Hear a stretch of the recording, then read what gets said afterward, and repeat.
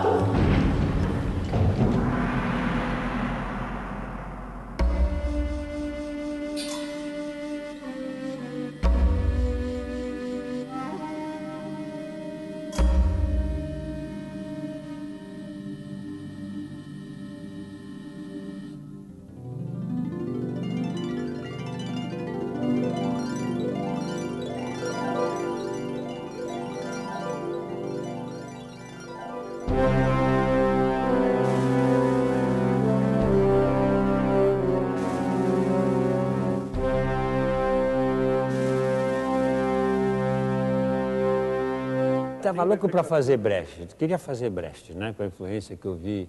Eu tive a oportunidade de assistir em Paris diversas vezes, né?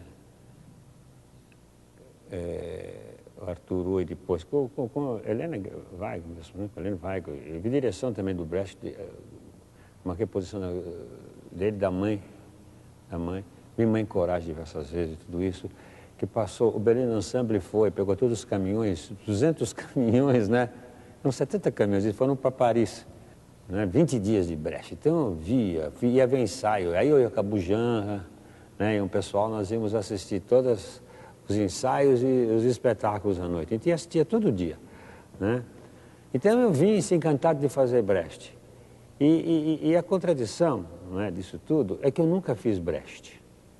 Eu tentei fazer alguma das teorias do Brecht, aplicar certas coisas do Brecht nesse espetáculo do Arthur Miller, né? As Feiticeiras de Salem. Ali uma opção de gente trabalhou, né? Revelações mil aí de atrizes, né? Mas eu acho que não resultou, não, sabe? Eu acho que eu não consegui fazer o grande jogo, o afastamento, o grande jogo do Brecht para poder dar Brecht, né? Ficou meio duro, meio enrijecido.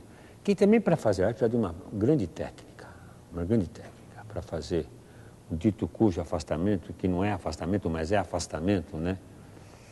É muito difícil, precisa de muita imaginação e muito trabalho para se fazer Brecht. Tanto é que, desde então, foi só uma tentativa, né, das teorias e da prática do Brecht que eu pratiquei nas Feiticeiras de Salem. Depois nunca mais mexi em Brecht. Embora eu veja nele um poeta, um grande poeta, legal, muito legal. Tem a ética e tem a estética, né? Então discutir, saber de colocar as duas coisas, e não de maneira como moleque, eu não queria mais, não. É como fazer a tragédia grega, que eu tentei 7, 8 vezes, né? E parava depois de um mês de ensaio, porque... E aí me dá aquela sensação da Feiticeira de Salem, que não é isso, viu? Não é isso. Não gostei.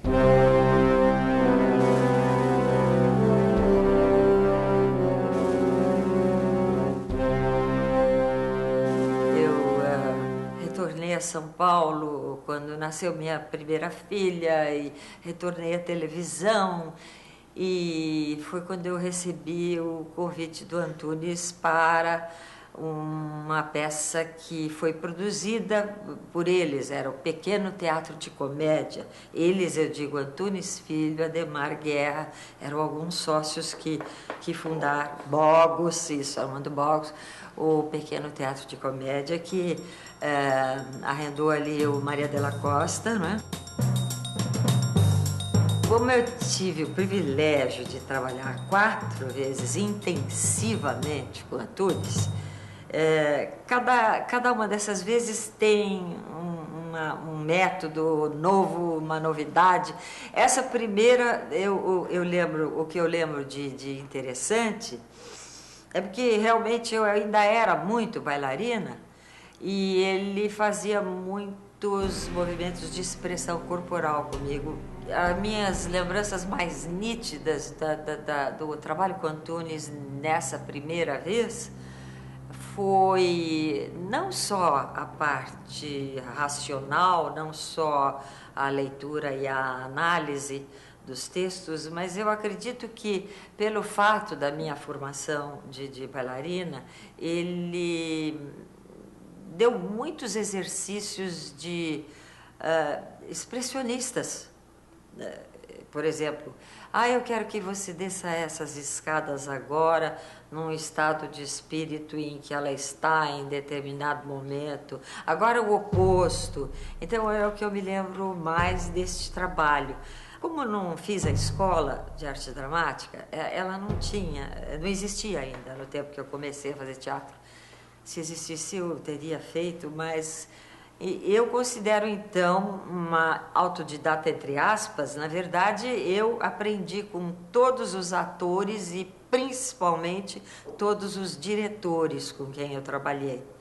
E nessa relação, em onde entram o Giorgio Jacobi, Adolfo Celli e tanta gente maravilhosa, eu sei que os que mais foram a fundo, para mim, importantes, que mais me ajudaram e me trabalharam para valer, foram 2 mestres, Antunes Filho e Eugênio Kuznet.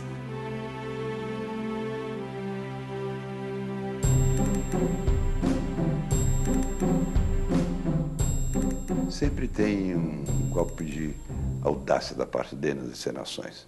E quando eu lembro hoje da Irma, eu acho aquele palco que ele criou, aquele cenário, aquilo tudo tão pequeno para isso tudo que ele está fazendo e para tudo isso que ele construiu na carreira dele. Mas é engraçado que na época era de uma audácia assim completa. O cenário era uma escadaria e começava com aquela barraca do Garcia Lorca, dos atores representando, e daí saía a história da Irma. Mas era de uma beleza assim absolutamente extraordinária. A Cleide fazia Irma, né? Eu lembro dos ensaios, e você me desculpa falar uma coisa pessoal, quer dizer, como ele me ensaiava. E eu tinha que entrar em cena e gritar, Irma, que era o que eu fazia o marido, né? Você não pode imaginar o tempo que nós levávamos para sair esse Irma, do jeito que ele queria. A ponto eu estava quase já chorando de tanta exasperação de conseguir fazer esse Irma. Quando eu consegui, disse, pronto, o personagem é esse aí, agora você vai acertar o resto todo. Respira, diria redondo? Não. Agora finge que tá. Bravo, por trás, olha por trás, bravo. Aspira, expira, perfeito. Expira pela boca! Vai, mais bravo atrás, aqui na nuca, bravo. Aspira pelo nariz, diafragma e expira pelo peito. Está aspirando perfeito? Aspirando perfeito? Então por que vocês fazem isso? Por que vocês fazem o contrário? Por quê? Mas Antônio tem essas coisas assim que eu acho fantásticas. Daí ele me disse, você como ator, você tem sempre que dar um rolê para a plateia. Você tem sempre que dar um inesperado para a plateia. E não só você tem que procurar os desafios, mas dentro desses desafios, quando encontrados, você tem também que fazer esse tipo de jogo. Isso me marcou muito. Estava fazendo uma peça Garcia Lorca, o rolê vinha justamente a propósito, né? Mas isso me marcou sempre, sempre. Hoje em dia, já eu acho que é uma segunda pele que eu tenho. Eu acredito que eu ainda tenha isso como ator. Mas já não atuo no sentido de provocar isso. É normal no meu trabalho fazer isso. É normal no meu trabalho, graças a ele, procurar sempre desafios e procurar sempre, apesar da minha idade como ator e a física, sempre me sinto muito jovem quando eu faço teatro. E sempre, como eu disse anteriormente, a referência sempre é o Antunes. Lembro quando eu faço Irma, Eu aprendi a lidar com metateatro, isso foi legal, não é? E eu gosto muito porque o metateatro leva você no limite de uma coisa com a outra, né? Você chega quase que num absurdo, às vezes, e eu gosto das coisas, né, que chegam no limite. Eu gosto mais um passo dá uma coisa extraordinária. Um passo errado, que você dá um pouquinho mais que você cai no ridículo. É desse ponto que eu gosto, que você fica no limite da realidade, um sonho. É nessa linha que eu gosto de trabalhar, entre o sonho e a realidade, é nessa linha. E a metalinguagem me permitia estar em cima o metateatro me permitia estar no meio dessa linha tênue, né, do teatro e o teatro comentando o teatro. É o jogo dentro do jogo. Me interessa muito isso, o jogo dentro do jogo. É como eu vejo a vida, né? É um jogo e eu faço jogos. É jogo dentro do jogo. Então, é aquilo que eu faço entre essa realidade e as diversas realidades. Eu não gosto daquela coisa assim, chapada. Coisa chapada, eu odeio.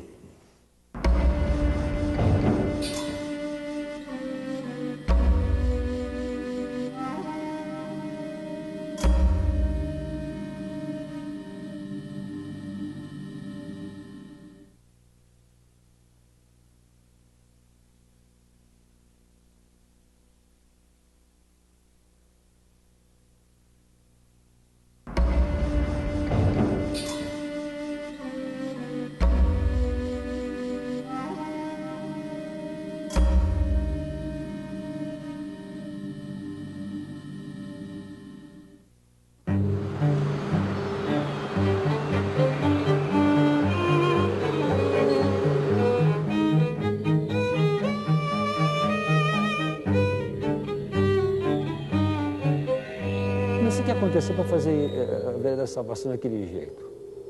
Aquela coisa de... Eu estou contra isso, porque eu estava farto de um tipo de teatro, né, bem feito, a mesmice, né, aquele teatro bem comportado, tudo isso. Eu precisava de ar, né. Aquilo que eu falei, não sei se fiz para contestar, porque eu precisava de ar. Né? Aí veio a Vereda da Salvação, aí eu precisava fazer aquilo, daquele jeito. Aí eu me entreguei. Aí eu fiquei, né, de certa maneira, cego a essa realidade cultural que me cercava, para poder mergulhar totalmente na verdade. Se era bom, mal, não importava, eu estava indo em frente, bicho, eu precisava me soltar, precisava respirar, precisava de oxigênio. Eu queria muito fazer a Vereda da Salvação, e no momento ele estava fazendo com o Fauzi Arap.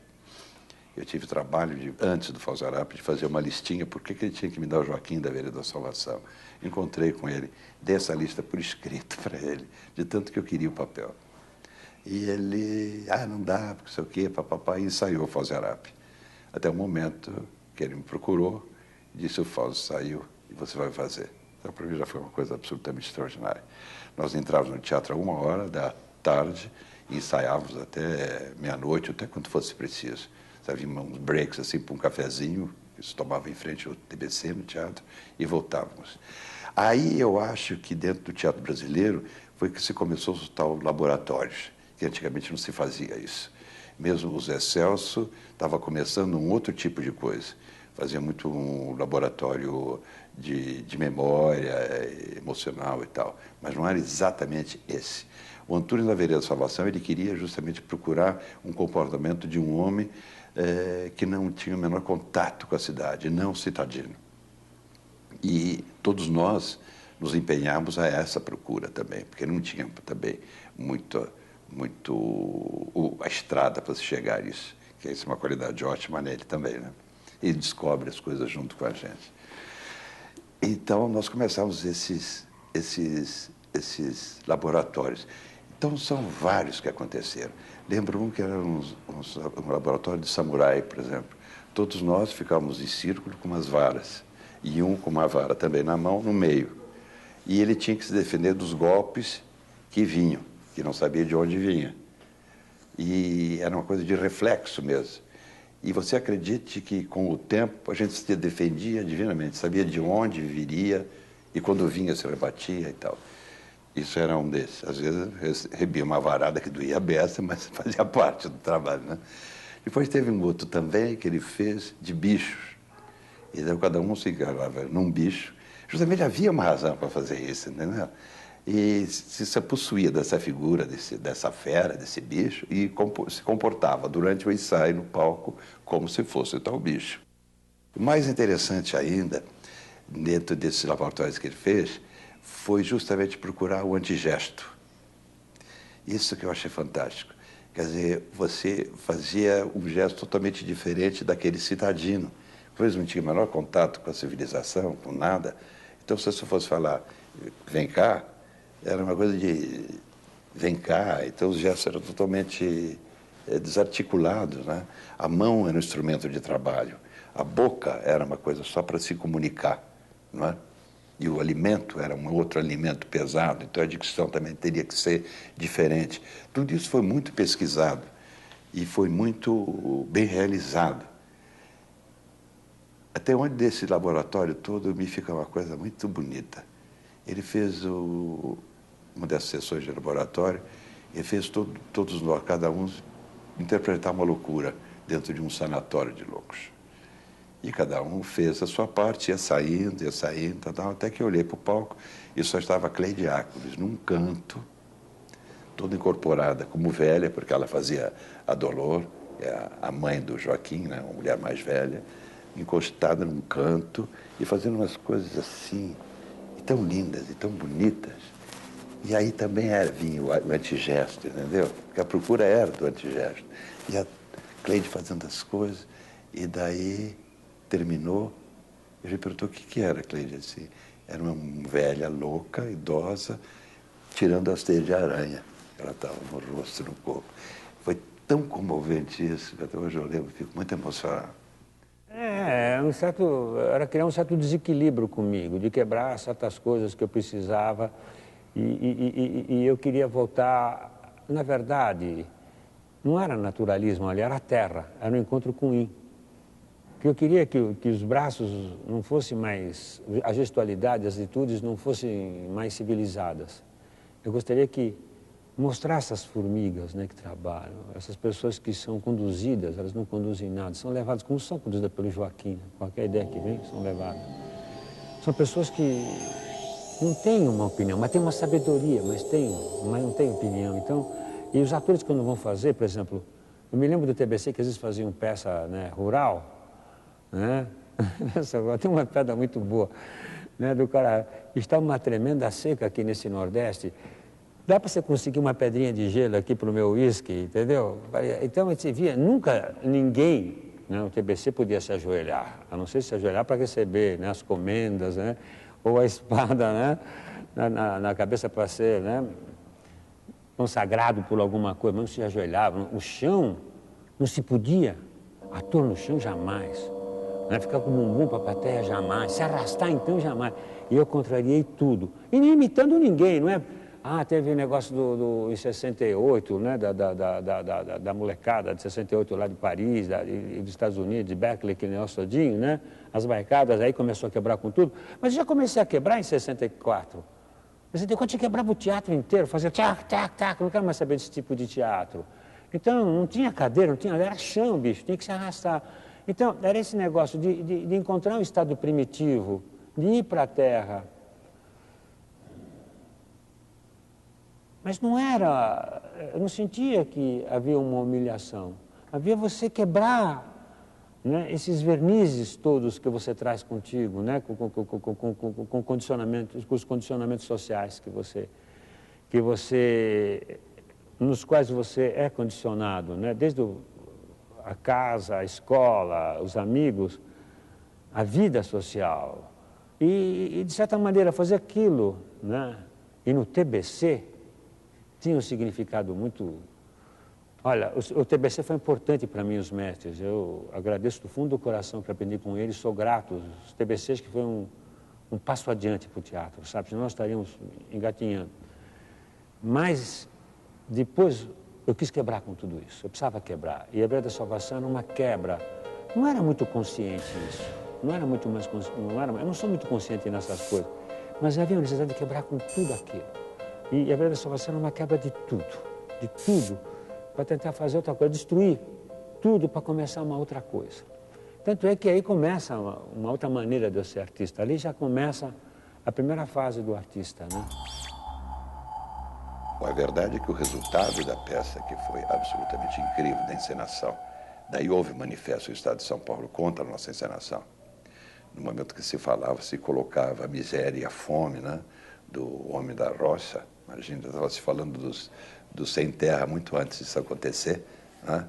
E isso houve uma indignação muito grande. Isso eu lembro muito bem. Nós vivíamos uma época muito difícil para o teatro. Foi 64.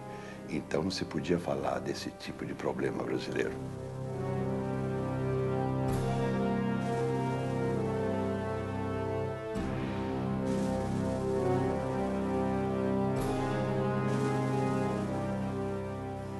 Então o público condenava terrivelmente. Então o comparecimento da plateia era praticamente nada. Politicamente havia uma vontade também muito grande, pelo menos a mim, no sentido de derrubar o Antunes dentro do Teatro Brasileiro de Comédia. Então, quanto mais fracasso ele fizesse, melhor seria.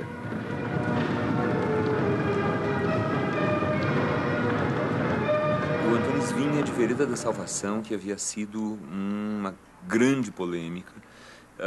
A maior parte das pessoas, eu acho, ficou muito impressionada com o espetáculo.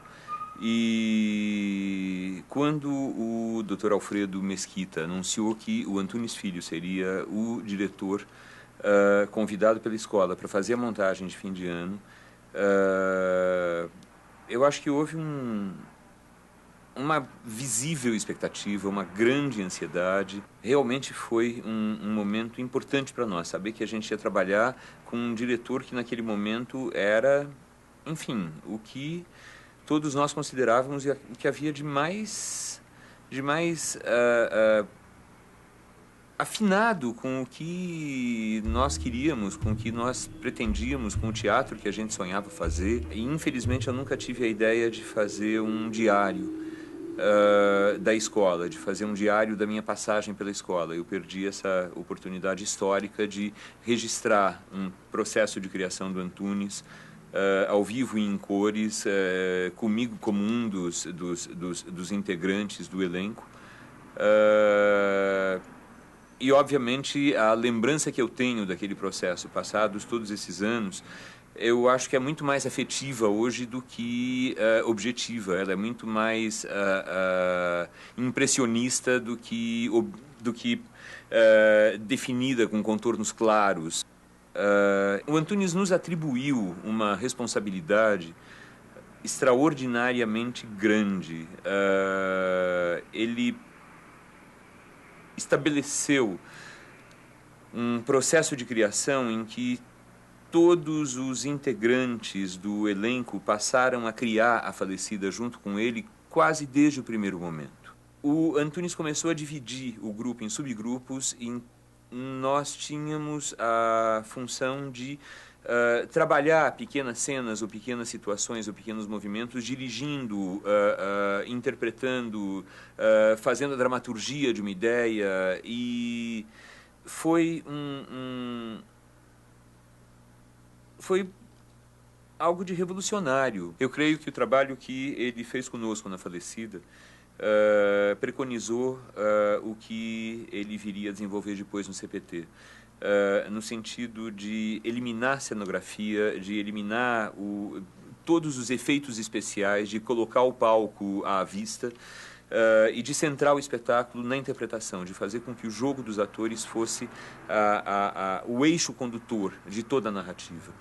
E a partir do jogo dos atores é que foi criada a marcação, é que foi criada, enfim, a cara do espetáculo. E uma cara que já denotava muito soluções que o Antunes viria a adotar depois em Macunaíma, em Augusto Matraga, em outros espetáculos, e soluções de grupo, soluções de movimentação de grupo, compondo com o grupo a cenografia. Esse tipo de procedimento não existia antes.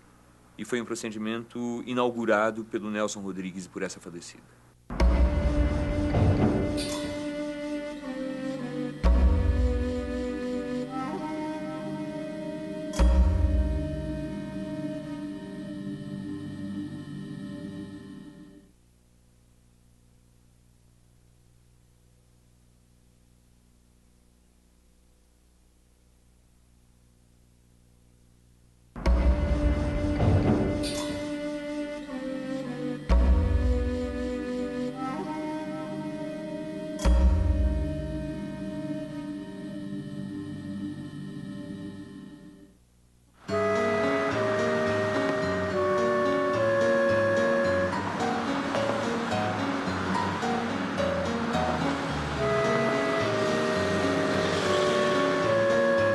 quiseram me escorraçar da esquadrete traumática.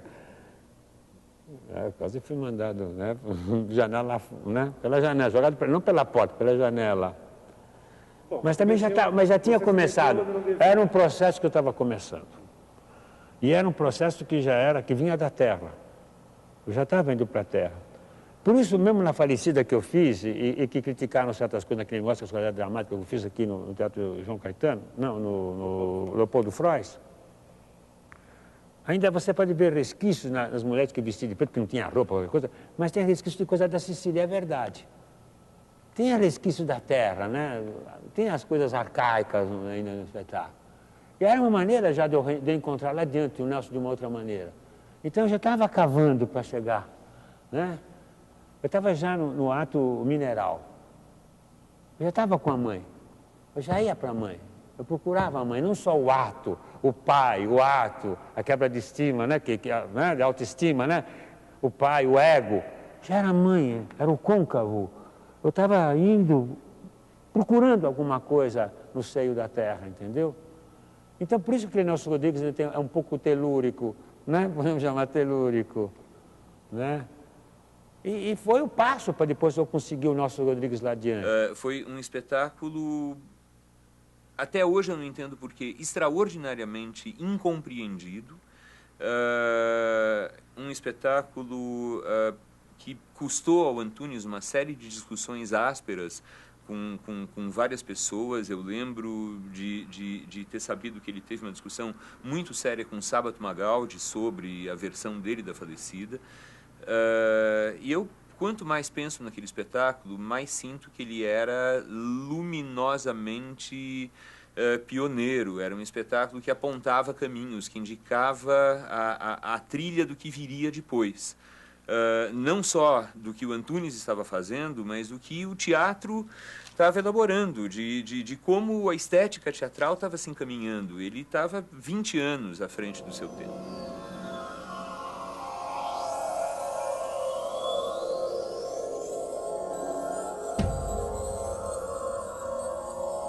O espetáculo teve uma repercussão na escola, teve uma repercussão na Maria Antônia, teve uma repercussão entre os jovens, mas extraordinária. Não sei se um pouco em decorrência do grande barulho que Vereda tinha feito, com as ameaças de proibição ao espetáculo, com toda a celeuma, com, enfim, o fechamento do TBC decorrente, um pouco também do barulho todo ao redor de Vereda. Mas o fato é que a gente, dentro desse contexto em que a falecida foi criada, a gente não conseguia entender o porquê da hostilidade. Foi um grande susto para nós todos que participamos da criação do espetáculo, que participamos daquela elaboração, daquele momento em que o Antunes, enfim, virou a carreira dele. Não era muito consciente isso. O que era a busca de ar, de oxigênio. Eu precisava dar vazas ao que eu sentia por dentro. E eu vivia muito reprimido com certas regras, muitas regras. Isso assim, tem que entrar assim, assim. E nisso eu aprendi muito no TBC. Essas regras eu as aprendi. Então eu podia contestá-las, se é para contestar. Eu sabia contestar, porque eu aprendi. Agora, contestar por contestar não tem motivo. Você tem que saber, por exemplo, o sábio fala... Joga o teu livro fora, para você saber. Não, mas antes ele lê o livro. Lê o livro e joga fora. Aí você decanta, né? O que sobrar é que é bom, não é verdade? Agora, jogar fora o livro antes de você ler, é uma bobagem, é uma tolice. Leia toda a tua biblioteca. Aí você pega a biblioteca, joga no rio. Oba! Aí você é um cara livre. Aí você vai ser. Aí você vai encontrar a tua autoexpressão real, né? Então, foi isso que acho que me aconteceu, né?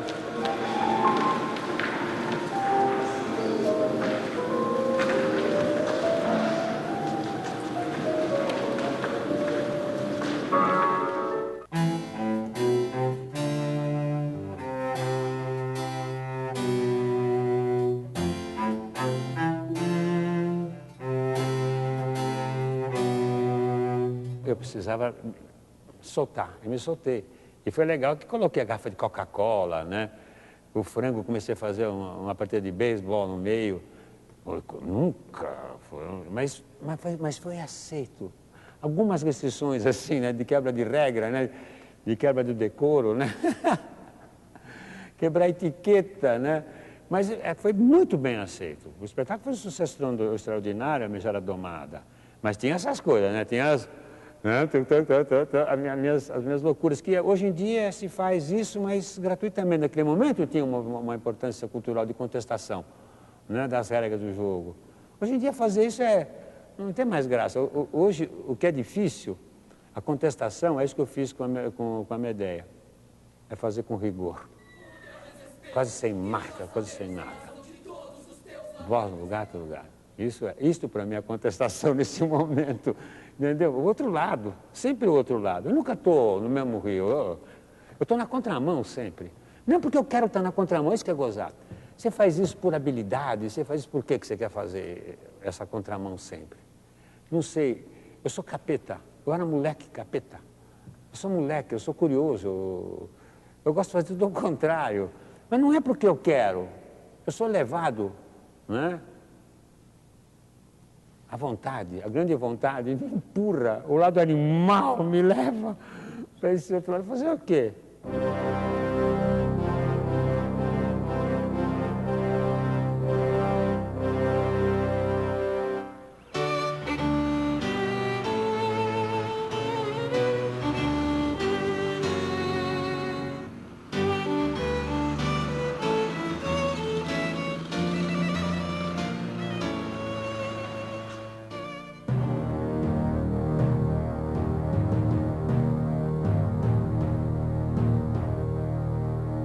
Júlio César foi uma história. Júlio César é uma história. Júlio César já era assim, o cartaz era Shakespeare e Lacerda, porque Lacerda tinha feito a tradução. Resolveu-se fazer uma grande superprodução, uma coisa sempre que não dá certo, essa grande produção.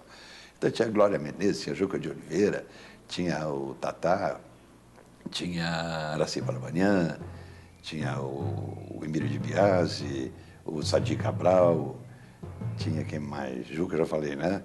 O Magene, o Jardel Filho. Então era por aí afora, assim, um elenco absolutamente fantástico. A Maria Bonomi fazia o figurino. Então já o figurino já é um que era branco, o outro queria amarelo. Então se não era amarelo, o outro queria não sei o quê. Ridículo.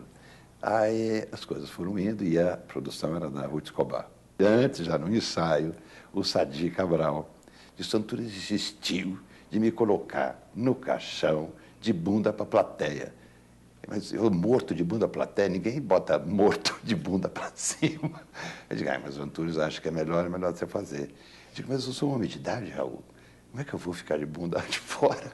Eu falei: Sadi, faz o seguinte. Eu era meio moleque também, né? Eu falei: faz assim, vai pro camarim, tira tua calça que eu dou uma olhada para ver como é que tá. Ele foi, mandou chamar, eu fui lá. Daí eu olhei e falei assim: Sadi, vai em frente que a tua bunda aguenta close, então pode ir. Aí eu inventei também que ninguém ia fazer o Cássio melhor do que eu. Então eu inventei uma peruca que eu pus na cabeça. Por isso eu estou falando isso, para ver a liberdade que os atores tinham e quão alucinado o Antunes estava para permitir esses desatinos que estavam acontecendo dentro do teatro. Eu sei que tinha uma luta de exército, que um ficava numa ponta, um lateral, que o Antunes marcou, do palco, e outro aqui. Um era comandado pelo Juca de Oliveira e outro era por mim. Ia ter esse encontro. Quando se começou a peça, estava o consorte na escadaria, que tinha uma escadaria grande, e eu entrei, eu falei assim, falei baixinho: Renato, isso daqui dá uma merda, não vai dar certo. E ele: pelo amor de Deus, era estreia, estreia. Eu falei: mas vai ser uma merda. Já sabia que a minha peruca estava errada, já sentia que não estava dando certo a coisa. Quando o Tatá e o Juca vieram para brigar comigo do outro lado, o Tatá não tinha me visto ainda, me olhou de peruca, teve uma crise de riso, horror, não conseguia nem falar o texto. Bom, você não pode imaginar. Aí aconteceu que quando o Júlio César, o Marco Antônio mostra eis o cadáver de Júlio César, coisa assim, e põe o caixão assim, está de bunda para a plateia, sabe aquele momento que faz a plateia?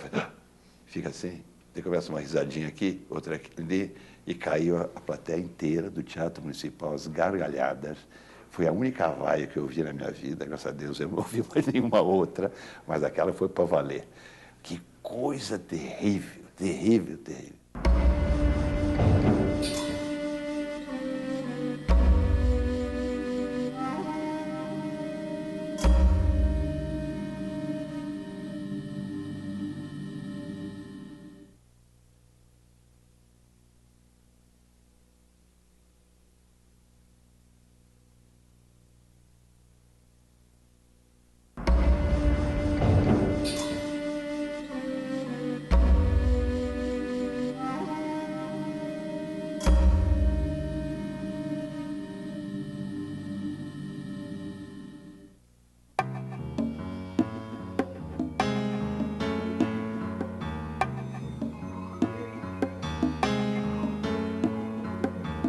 Quando Antunes Filho e John Herbert se associaram, numa noite, compraram um texto policial e me mandaram o texto dizendo que eu estava convocada, eu estava convidada, né? Era uma coisa fantástica. E o Antunes, logo nas nossas primeiras leituras e reuniões, primeiro houve a proposta de eu frequentar a Fundação para o Livro do Cego no Brasil, que hoje se chama Fundação Dorina Noel, uma casa onde se faz a reabilitação na medida mais perfeita possível para se viver desprovido do sentido da visão o mais normalmente possível. As assistentes sociais que os trabalhavam para reabilitá-los para a vida, o mais normal possível, tiveram que pedir licença a eles para que eu pudesse frequentar os mesmos exercícios e as mesmas aulas que eles faziam. Isso com os olhos vendados. Eu tinha que destrinchar, bem destrinchado, pelo menos o capítulo da dialética do livro que nós chamamos, brincando, de Meu Pequeno Operário, que é o livro Princípios Fundamentais de Filosofia, do Politzer. As pessoas ficam embasbacadas, se perguntam o que isso teria a ver com uma peça policial. Hoje em dia, eu sei assim, concretamente, posso explicar concretamente que esse estudo da dialética, dentro da dialética marxista, foi básico para o meu trabalho de atriz. Tão básico quanto o método Stanislavski, ou até mais básico. O Antunes, ele estava de tal maneira inspirado, ele estava de tal maneira cheio de Deus dentro de si, não existe outra maneira de comentar isso. Você vivia no Gigeto, né, Antunes? Eu fechava o Gigeto, não é que como vivia. é que era a coisa? Eu era o guarda do Gigeto. Eu fechava, era o fechador do Gigeto, era o chaveiro do Gigeto. Foi importante para você essa experiência de ser foi, boêmio? hoje em dia, eu acho que foi uma bobagem, mas eu aprendi muito indo ao Gigeto, muito risco, né? E ali que se dava o patrulhamento mais intenso, né? Ali era fogo, né? E ali que se falava muito em revoluções, em contra-revoluções e ideologias, etc. O jeito foi ótimo. Eu me inspirei muito quando eu fiz o Compasso de Espera, muito nos papos do Gigeto. O papo de Gigeto está ali. Era aquele papo do Gigeto no Compasso de Espera. Sabe? É muito interessante isso. E eu aprendi muito, mas eu perdi muito tempo no Gigeto. Eu podia ter aproveitado mais, e menos vezes aproveitar mais em casa, né? Lendo, etc. Que agora eu tento compensar, né? Em busca do tempo perdido, mas no sentido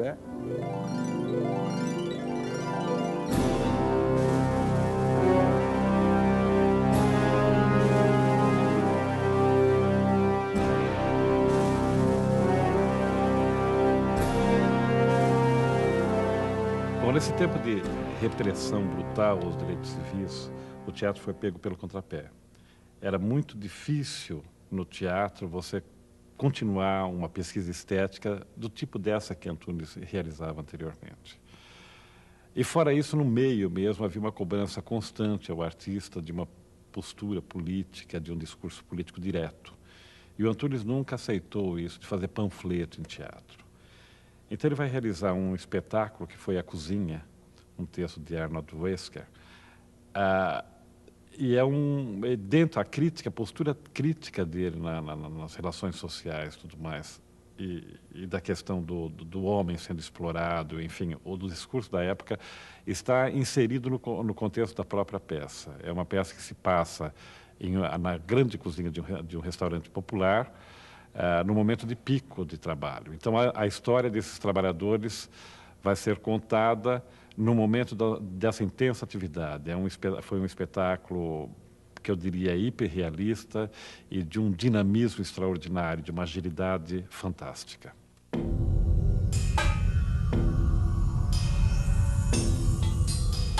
Eu faço as manifestações de maneira espiritual. A minha contestação sempre ela vem de maneira orgânica e não de maneira deliberada. Eu vou fazer isso para dar esse resultado. A minha mensagem ela está orgânica.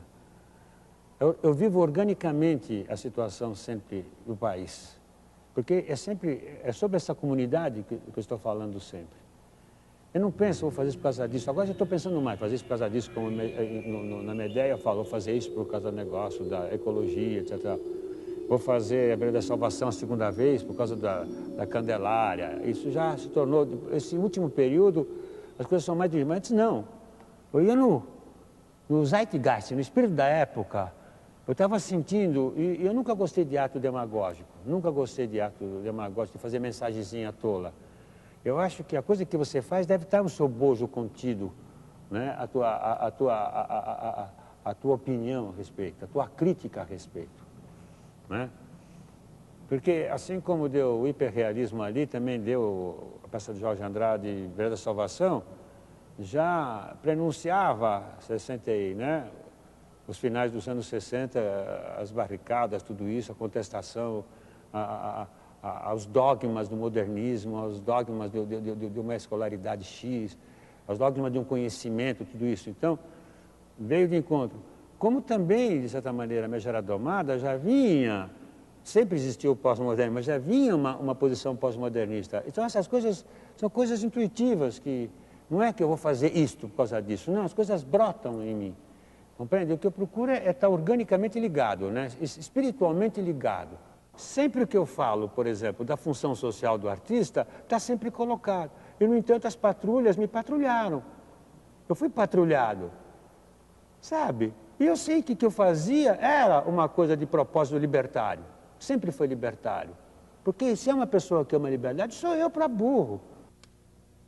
Já havia sido editado o AI-5, quer dizer, com a suspensão total dos direitos políticos, e, no entanto, havia um milagre econômico no Brasil.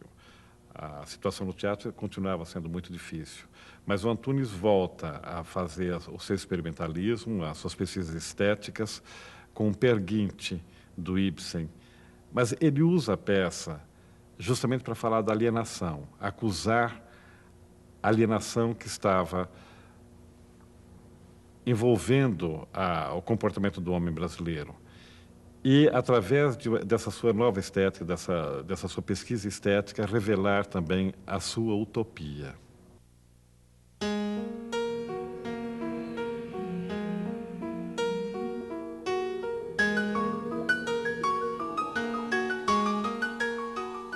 É bonita essa coisa, né, das utopias, da loucura humana, né, onde chega, né?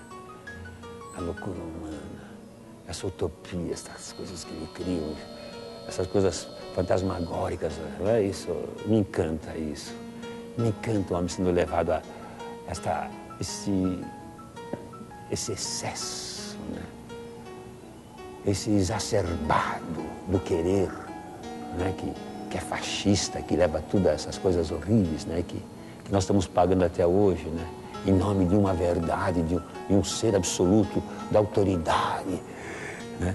O cara começa a acreditar nas suas verdades e começa a exercer, né, influência e autoridade, né? Então isso me encanta ver isso. Por isso que eu recomendo muito o Moloch para ver como é que é. Aparentemente aquilo, em nenhum momento se fala causa da guerra. E você vê todo o potencial, onde nascem, né? Essas loucuras humanas. Esse ser, né? O ser humano é muito louco. E nós temos dentro da gente. E como controlar isso dentro de você? E como você, né, não se perder, né, nessas bobagens, nessas crenças, nessas religiões, nessas seitas que você cria, né? É gozado isso. Você se desfaz de uma mitologia e refaz, e cria uma outra mitologia. Não estou criticando aí o Nietzsche, mas é gozado, né? Essa não, mas tem essa, né? A automitologia, né? A automitologização da coisa, né? Isso me encanta, esse jogo, né? E o Ibsen, nisso, Ibsen foi gênio. Como o Werner Herzog consegue fazer esta mesma linha de pensamento, né? Mas tanto é que eu não abandono mais, né, a trilha, né,